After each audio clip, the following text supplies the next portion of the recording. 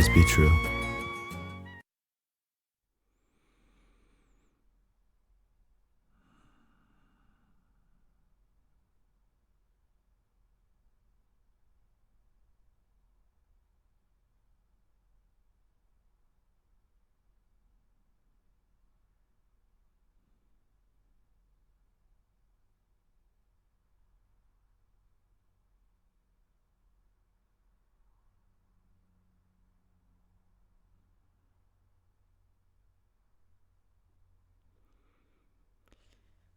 Hello,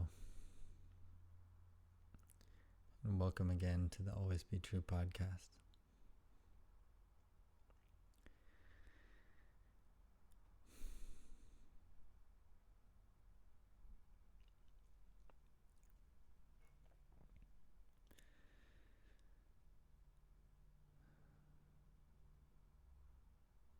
Life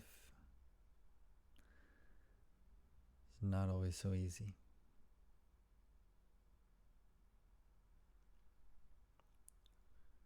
Sometimes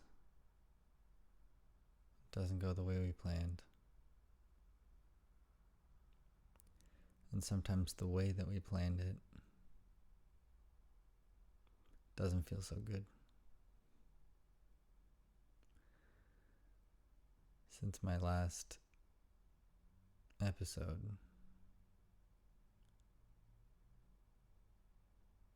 I've been going through it a little bit.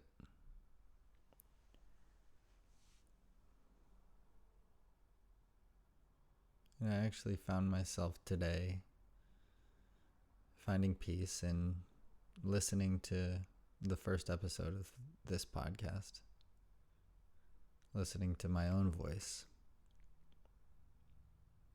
And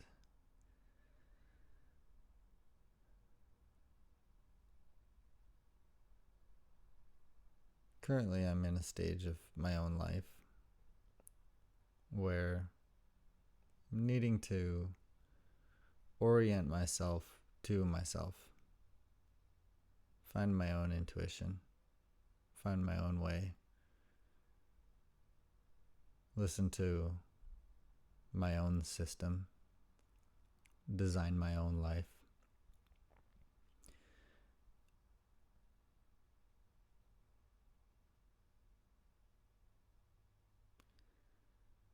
I'm the type that has been in the mode of operation of people pleasing. I love to impress. I love to be the center of attention. I crave attention. I can remember back to being a little kid. Maybe not that little, but remembering being a child, and I would fall over to get attention. I would call attention to myself when or through self-harm. Not intentional self-harm, but like pretending that I had fallen over. And I remember one time on the baseball field, I think in 3rd grade, I was upset and I fell over, and I just remember like just crying, and exaggeratedly so, like acting like I was way more hurt, and then like feeding off of that attention.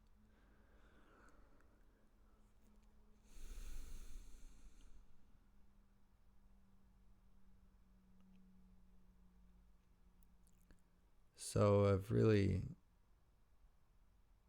seen myself in a mode of craving the approval and the praise from others. I'd be willing to say I'm not the only one.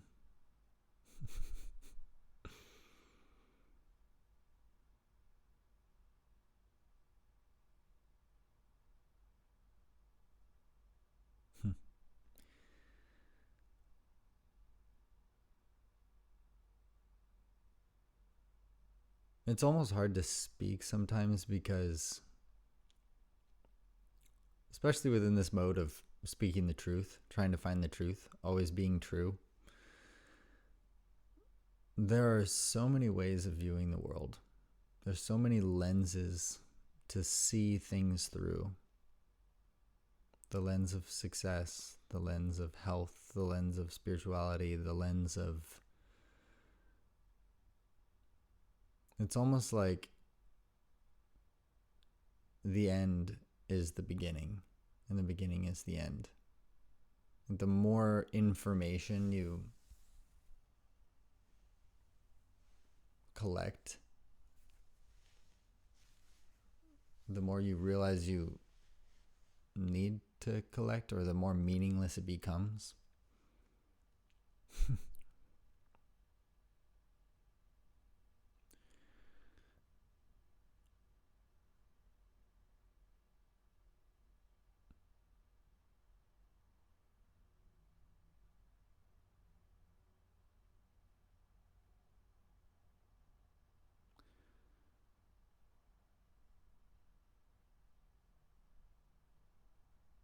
I really want to work in this podcast, speaking to you, to future me, to the world,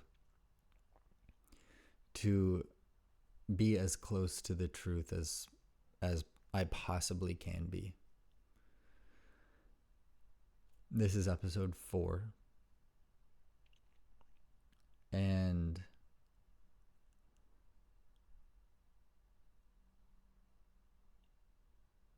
in examination of the first 3 episodes, I really... Let me just tell you kind of a little bit what happened over the last couple weeks. It was the beginning of last week or the week before. I had been talking about the David Hawkins books and teachings, which I really, really loved and still do. I still feel that those teachings have a lot of value.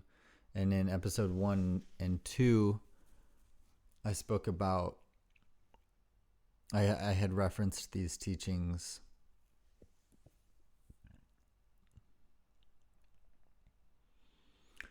really excited because in his books he gives a framework for finding truth. And it's really easy to look at it and go, okay, cool, this is it. I can muscle test my way through a situation and I can connect with my body and my intuition that way. I don't want to throw the baby out with the bathwater. But I also got into a spiritual teacher online through YouTube named Muji, which I had found through the music of Sam Garrett. And I loved his talks at first. And then I had shared it with a friend, and that friend sent back to me an article on, Muji's being a cult. You feel free to look this up on your own if you'd like. And so I said, man, I guess I didn't do my due diligence on the teachers that I was getting information from. Even though it felt really good. It was bringing me a lot of peace in that moment. And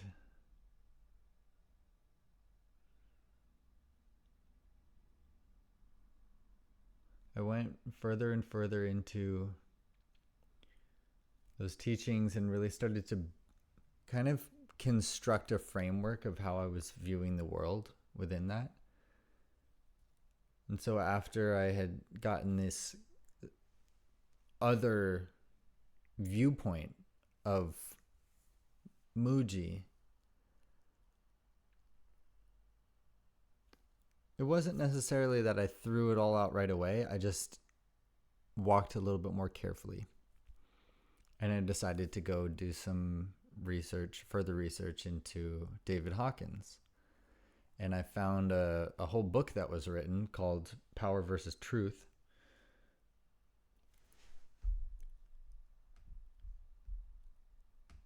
Of a apprentice of his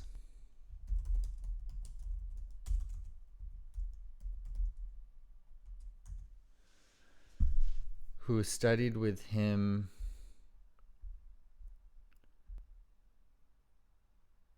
I'm not finding it right away. Oh, here it is. Power versus Truth, Peering Behind the Teachings of David R. Hawkins, hardcover by Scott Jeffrey.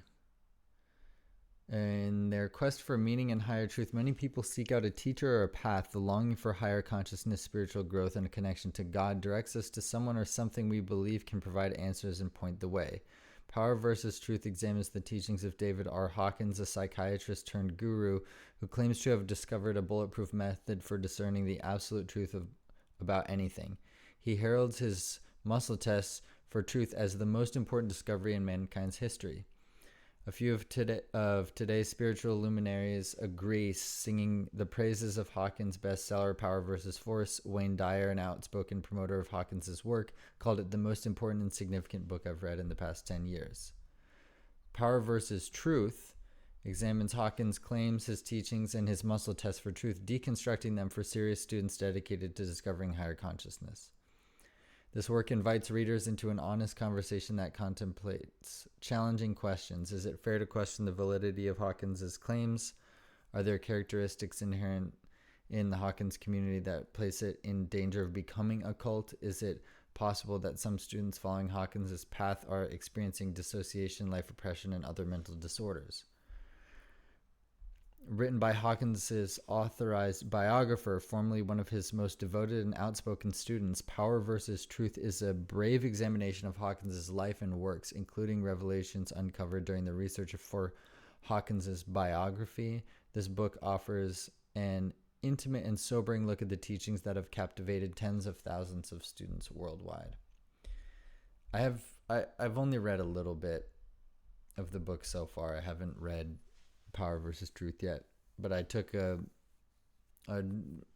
considerable pause on gathering more Hawkins material. And it was hard for a second. It kind of shook me up because I had built a lot of, even though it was only maybe a month or so really examining these teachings, I had built up a good amount of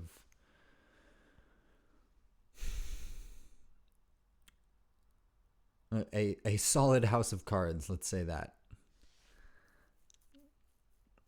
And I don't believe that, like I said before, I want to be careful not to throw the baby out with the bathwater.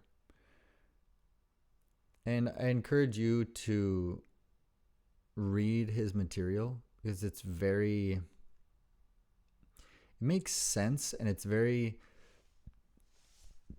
constructive, especially the map of consciousness and understanding that if I'm feeling shameful, I can elevate myself through guilt, fear, and have more of a comprehensive understanding of where my emotions, my emotional state has me, so I can be more self-aware.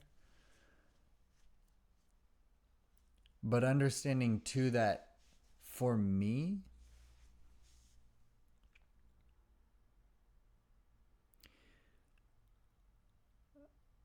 I need to be careful. I need to be careful not to throw away my own power of discernment. And that's hard for me because it's one of the reasons that I really latched onto these teachings, because it provides such a solid structure.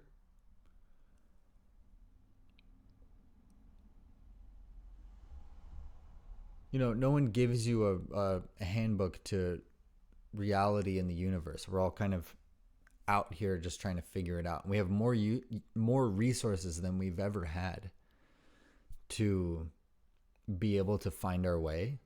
And in some ways, it's amazing. And in some ways, it's more confusing because the amount of information that's at our fingertips in that way is more, and the amount of disinformation is more as well.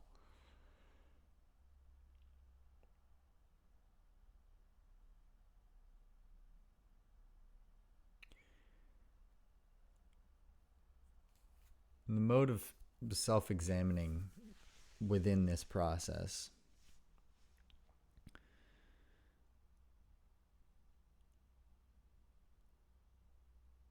I feel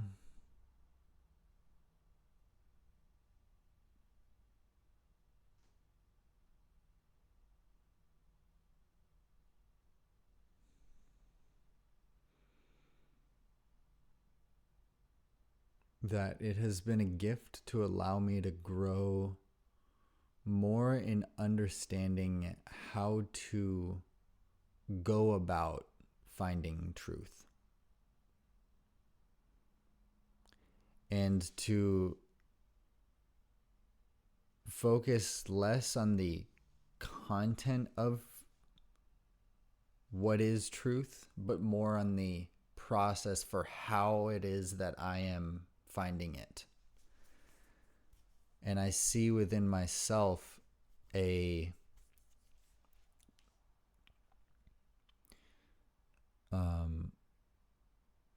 an impatience and a want for a shortcut. And Muji, in one of his satsangs, literally used the word shortcut. And if you're not familiar with those type of teachings, it falls within teachings of self-inquiry, non-duality, Advaita, or what I've seen someone on the internet call neo-Advaita. And Advaita and non-duality are the same, which is basically saying it's an examination of teachings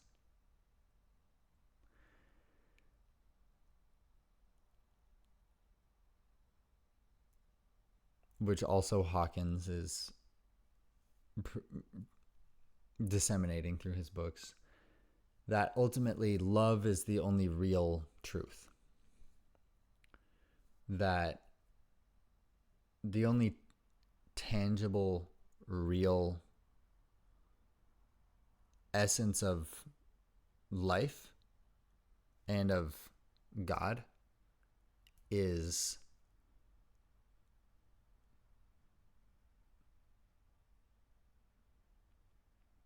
the real. What is real, what is good, that is the only thing that actually exists. And all evil doesn't it doesn't come from what is real. It is ultimately what isn't. It's illusion.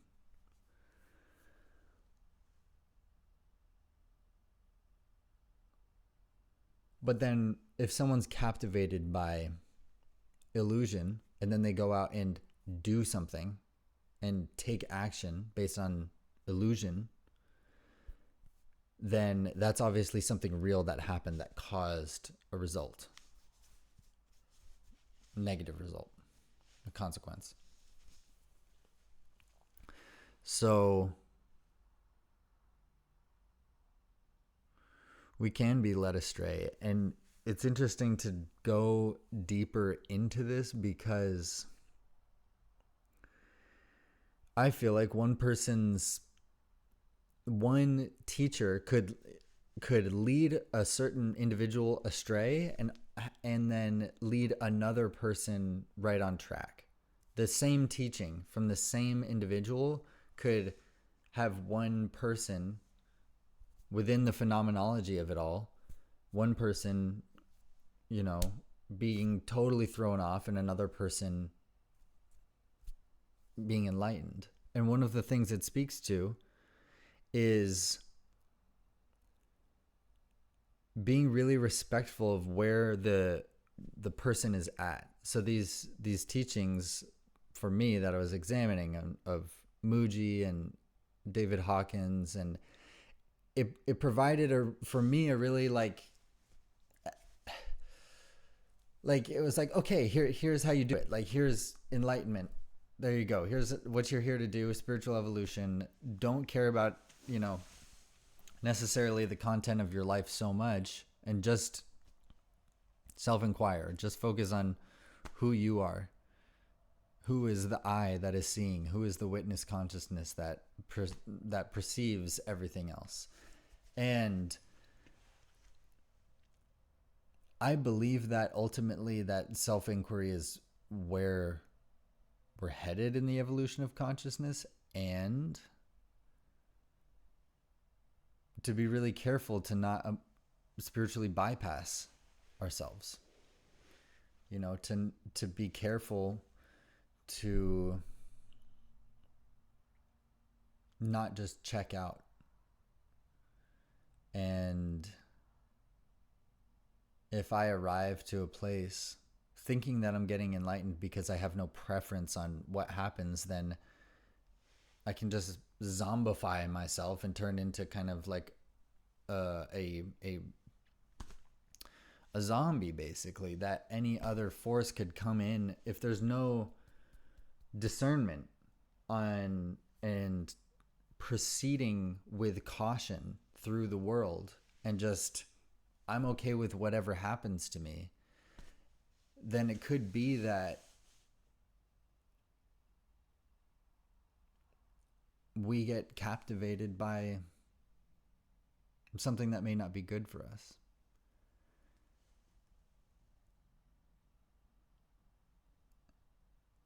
It's kind of a I'll just say it's kind of a mind fuck, to be honest. Because I was feeling really good arriving to a point where I was just accepting what was coming to me in every moment, but then having these other moments of just totally like falling and not being able to pull together those same teachings, like still going to like really darker places in my own mind. So the point of all of it, of what I'm saying, is this. For me, right? I'm not telling. I don't want to tell anyone how to live, and I want to be really remain humble, to know that I'm sharing, and I'm not here to try to fluff up my own ego. I'm just here to try to be better.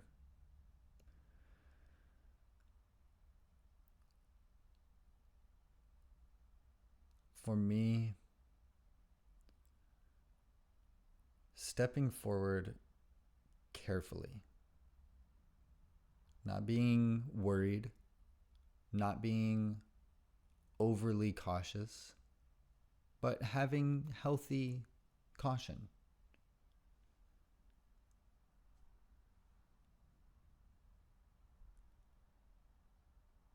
And a friend told me recently, examining the teachers that we're looking to as guides to see what type of fruit their tree is bearing.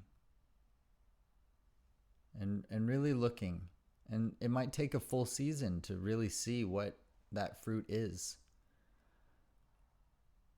And to be able to see what is actually the results of what's happening there. Even if it seems good, even if it seems really captivating and beautiful and great and feels really good, right? Heroin feels really good.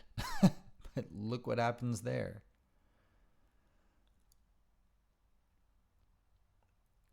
So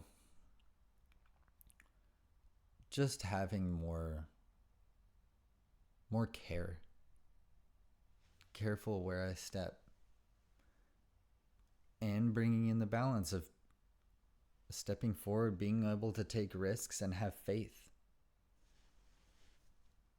So when I say it's a mind fuck, it's like holding these opposites, being able to have faith and sometimes just take a blind step forward and hope it all goes well, and other times being careful.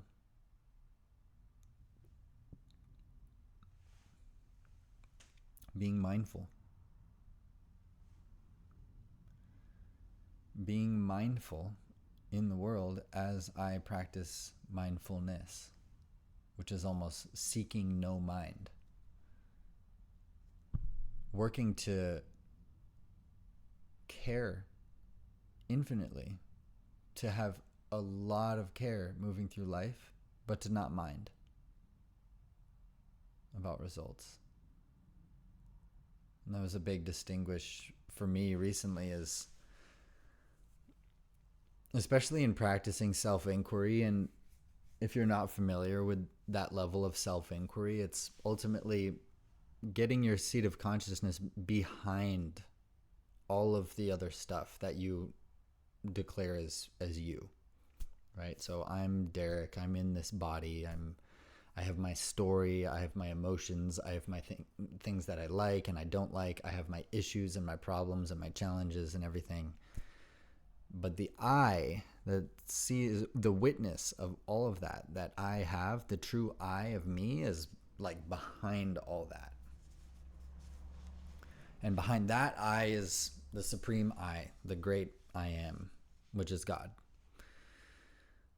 as many call it. So if that's a trigger word for you, I would encourage you to just study more so you can understand what people mean when they say God. Because it is, to me, it's a word that's synonymous with all, everything.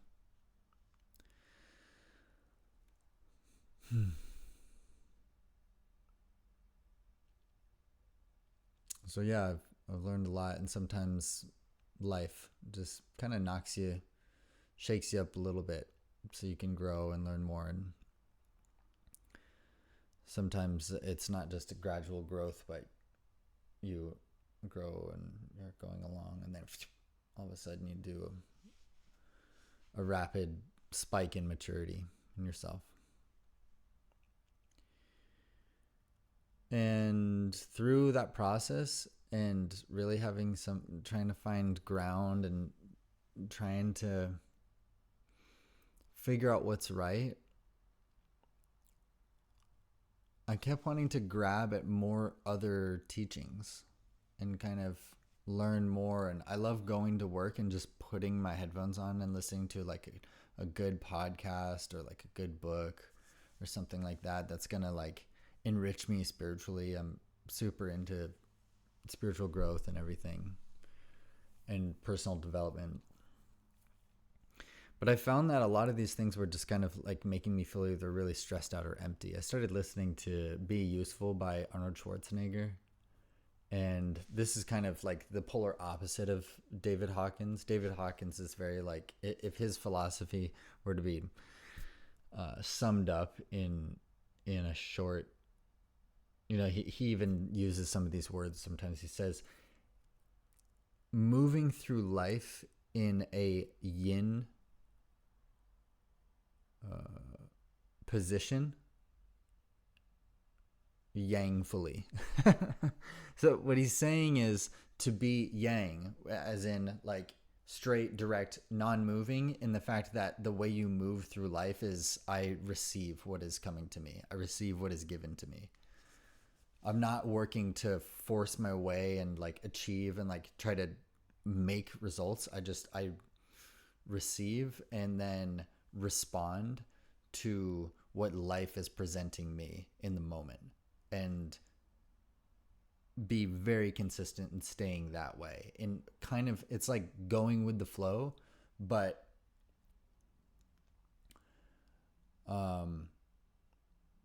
in the sense of also being willing to work when life is telling you to work.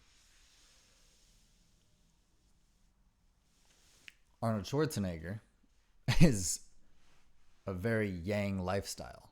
Probably doesn't believe in law of attraction or anything like that. Like, law of attraction is you go and you get it done. And you do it. You take action, you make it happen.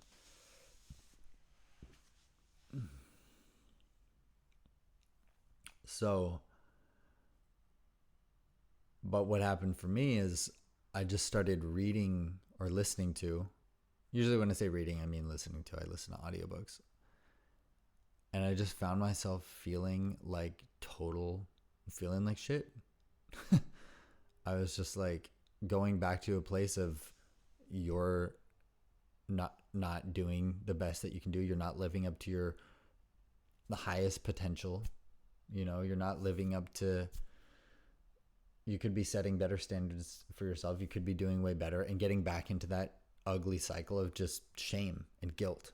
And that doesn't help. That's why I took this whole turn to start really getting clear on these spiritual teachings and a lot of the Eastern teachings, to reprogram myself to just love myself, to just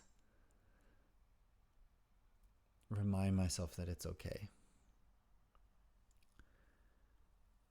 And going through all these other podcasts and reaching out there and listening to all these other voices, whether it be voices in my community or my church or my friends or my business colleagues or my family. And interestingly enough, for me, I'm just want to break for a second to just express my gratitude to my parents. Because when I look, I realize the only people truly in my life that I can see who have just really said to just like follow your heart and watch out for what other people tell you and just follow what you want to do is my parents. It's not usually that way for people. But mom and dad, if you're listening to this, I love you and I appreciate you so much, because you've given me so much opportunity in my life, but I never felt like you had any sort of forceful expectations of me. And I know a lot of people grow up with that. And sometimes I have even wished that I had a little more forcefulness so that I had something to push against in my life. Because I've been always directed to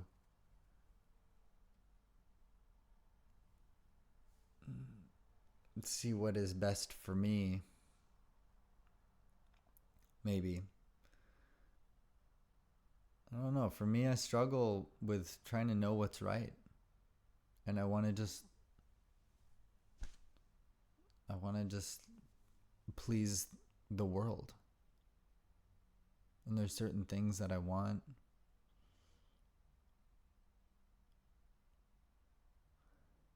But I've really spent a lot of my time working to just get that pat on the head and to impress people. And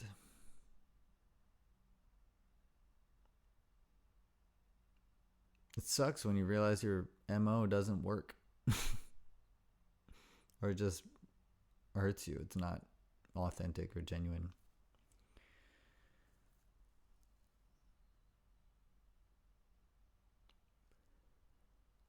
But in that process of finding or seeking guidance, for me, I have to balance myself out. I have to make sure that I'm not just looking for the world outside to tell me what to do, but that I'm like really checking in with what's right for me. So this particular season of my life has been just about finding my own true nature. Like, who am I? What do I want? And quiet all of the other voices. Quiet everybody else. And tune to me. What was really interesting today is I was having a rough day. I was at work just like having a rough time in my own head. I'm having a hard time with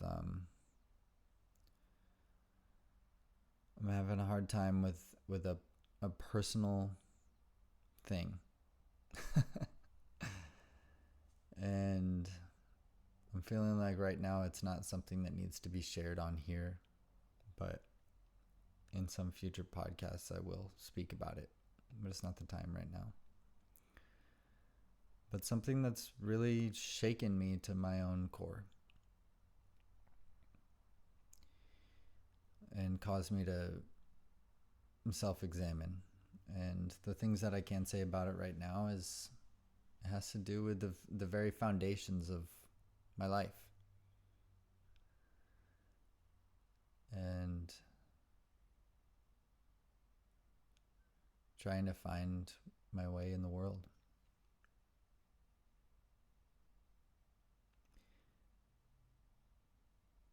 But within this rough day that I was having, I turned on episode 1 of Always Be True and I listened to it.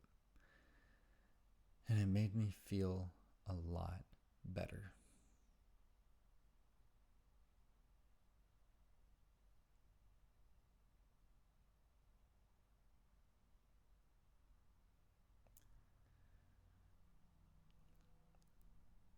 My own word for me. Not in a way of ego, but in a way of having a window into intuition.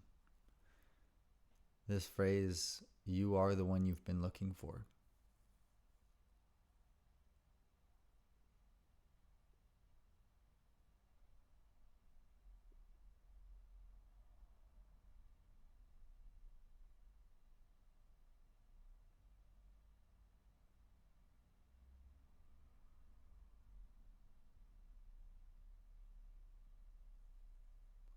So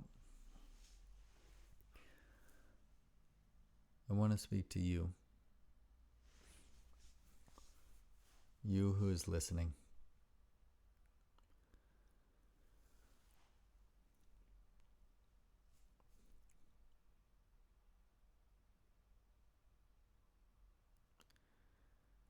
And I want to tell you first,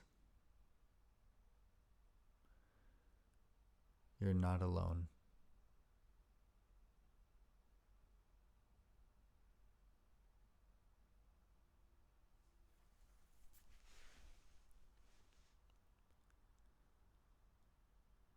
I don't care. Excuse me. I care. I don't mind. Your past, what you're going through, it does not affect the fact that I say to you right now,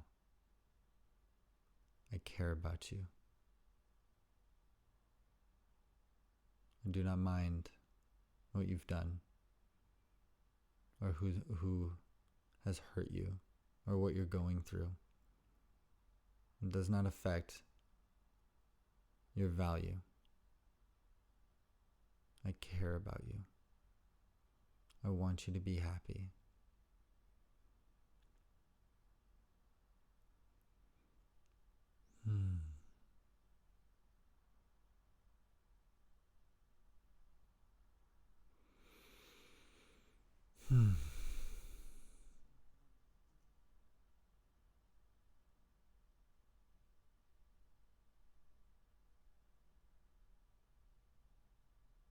I want you to be happy.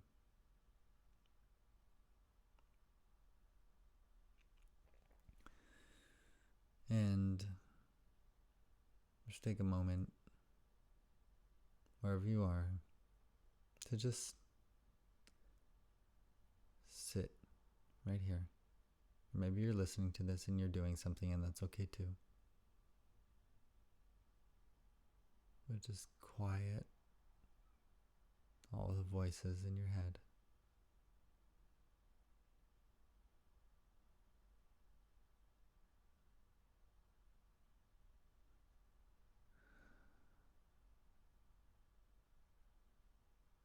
And remember, you have this right here.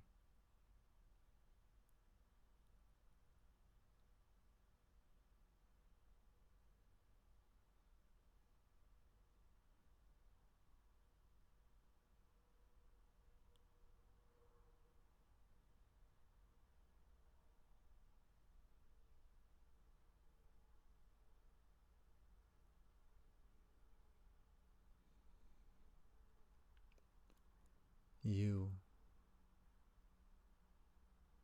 are all you need.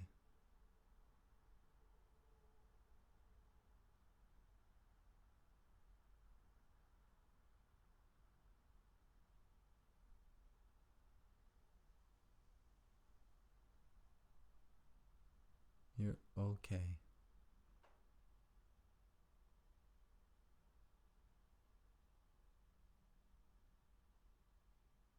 You have nothing to prove.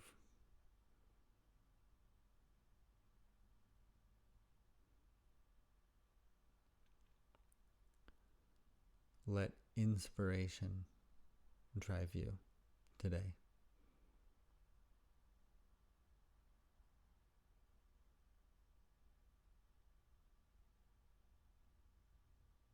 Let love drive you today.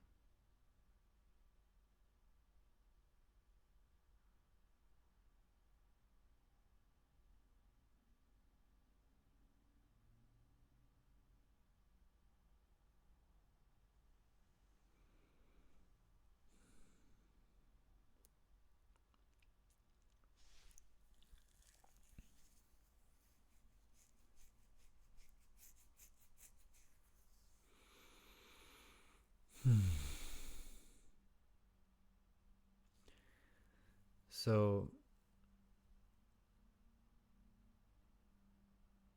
and for me and for you, the big reminders this time around is to walk with awareness. Be careful. And by being careful, it means having care. Care for ourselves, what we're taking in.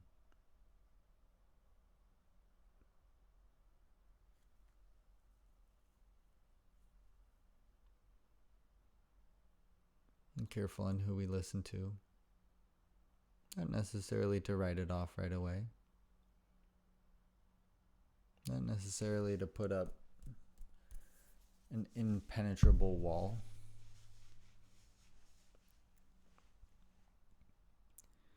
But not being a completely open to receive things that aren't good for us. But somewhere in the middle, that little Goldilocks zone.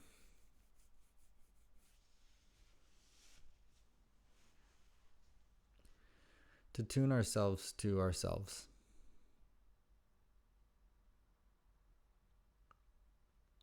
To align myself to me. So that I can feel confident being the guide of my own life. While also linking arms and being able to link arms with and have assistance from others. Doing so in a way that I am the captain of my ship.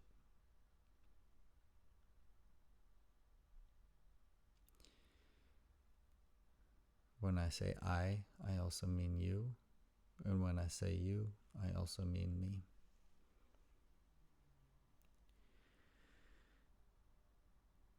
We are responsible for our lives. Fully responsible for our circumstances, our experience,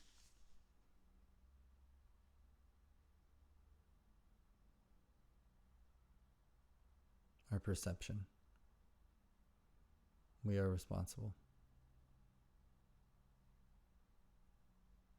Jocko Willink, Extreme Ownership. It's a good book.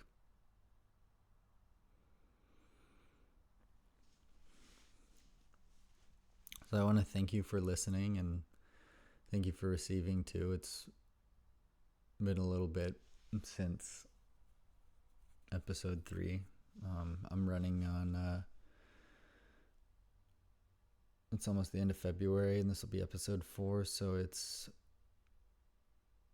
2 episodes a month so far. That's the reality. Original goal was 1 episode a week, so 50% batting average, and I do not want to make any false commitments moving forward. I'm going to look to just see how the things fall into place and work to do the best I can and remain consistent, while also having balance. So I appreciate you, and I'm here too. Feel free to reach out. If you're listening to this and you're a friend, or we haven't met before, probably have. I mean, probably anyone listening to this these days.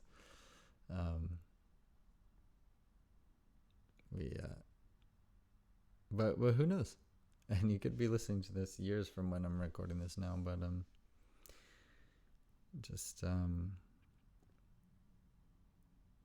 reach out. And I'm sorry if I haven't called you back or something like that. We'll work to do my best, and I just want you to know that I care. I care about you. I really do. I want you to be happy and have a full heart. Feel good today. And know that you have permission to feel good. You have permission to give yourself the love that you feel that you need to go purchase by achieving something and gaining praise, but you can just love yourself, and everything else comes after that. So I love you unconditionally, and thank you for listening to the Always Be True podcast, and I'll see you on the next one.